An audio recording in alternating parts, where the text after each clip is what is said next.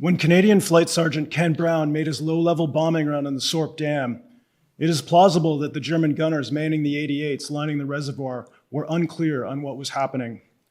Certainly Lancaster bombers flew missions under cover of darkness, but they dropped their bombs from 20,000 feet, not flying hell for leather less than 24 meters off the deck at 200 knots. The top-secret mission that would later become famously known as the Dambusters Raid would knock out Nazi hydroelectric power, stall enemy war production, and set the standard for daring and courage. Of the 130 Commonwealth aircrew who volunteered, 30 were Canadian. This was no accident. 3 years earlier, Canadians were among the largest contingents of fighter pilots during the Battle of Britain. We had shown up at the start of hostilities in 1914 and again in 1939. Our pilots were the scourge of the Luftwaffe high over the Western Front. Our soldiers, the shock troops on the sharp end of the spear.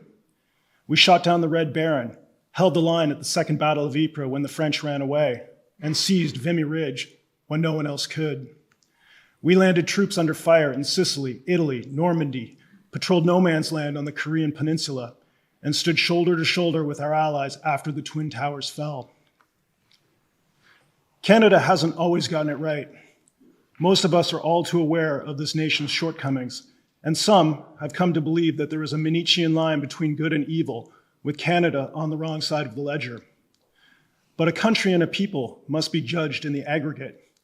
When Americans were fighting over whether or not 1/3 of the Confederate States' population were chattel, we were the terminus of the Underground Railroad. We never actively pursued territorial expansion. We never tried to annex our neighbors. We stand on Indigenous land, certainly, but we are also the progeny of refugees fleeing religious persecution, forced relocation, starvation, and despair. Our ancestors are those who lost their children and their mothers to the scourges of smallpox, measles, and 19th century childbirth. This too is our story.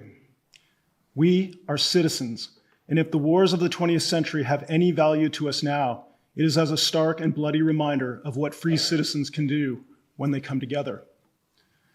There is a sundial outside of Memorial with the inscription on it that reads, "It is later than you think." Historically, Canada has never been prepared for war.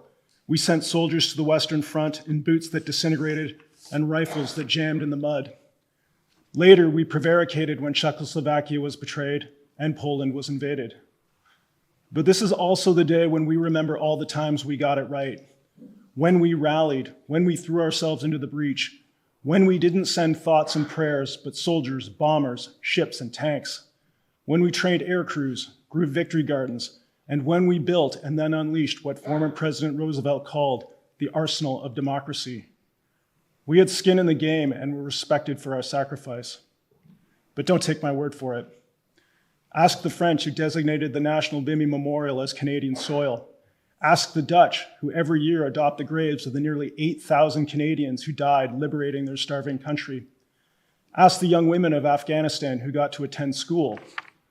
Ask the Americans whose homes were saved by Canadian water bombers in the middle of a trade war we didn't start. It is later than we think. I don't worry about a country that forgets its history. I grieve for a country that no longer believes it is a country at all. As we remember the fallen today, we should also remember what these men understood as an incontrovertible fact. Canada is good. We aren't just a vast landmass or a series of arbitrary lines on a map. Canada is a distinct set of values that these men defended to their last breath.